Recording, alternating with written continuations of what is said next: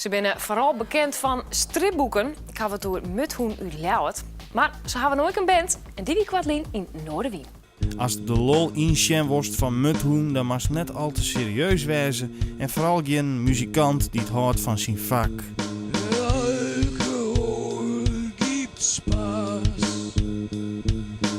Alkohol gibt Seligkeit. Ja.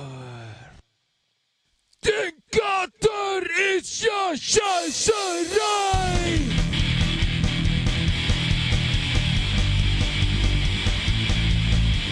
Wir wollen Alkohol, wir wollen es schnell.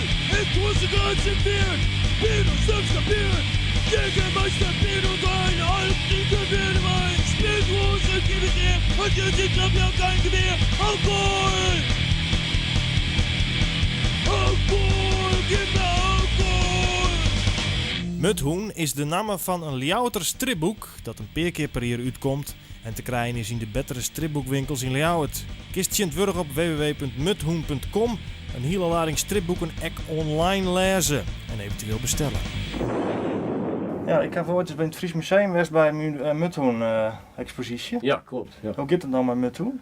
Ja, Muthoen is een beetje op een niveau van dat we projecten doen. Het is niet meer echt een vierjaarlijks blad.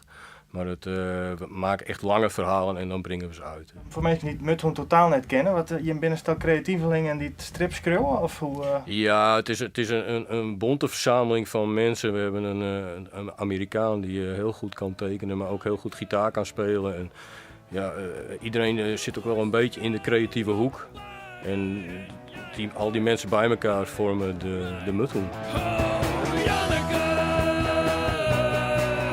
Omdat een hoop mensen van ons muziek maakt en dachten we van we gaan een cd'tje erbij doen. We hebben verschillende tekenaars benaderd, ook buiten de Muthoen om, die muziek maakten. En toen hebben we zelf ook nummers geschreven voor die cd. En die hebben we toen gepresenteerd op onze derde Suikerfestijn. En daar zijn we een beetje mee doorgegaan. Zeg maar. En wat ben die Suikerfestijn? Die Suikerfestijn die worden gehouden in de Groppen. Die bovenzaal die hebben we helemaal Muthoen gedecoreerd. Als je daar komt, dan zie je ook al onze grottekeningen aan de wand. Zeg maar. En daar houden we dan onze Suikerfestijn en met elk jaar weer een ander thema. Komt er nou ook een cd of is die er al?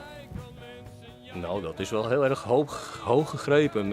We hopen binnenkort weer een nieuwe clip te maken. Dat lijkt ons wel alweer een plan. We maken echt muziek voor de lol en we denken niet in cd's, maar een optreden vinden we altijd wel leuk. Voor de lol wie een zak even in de Noorderwien radiostudio met het nummer Janneke.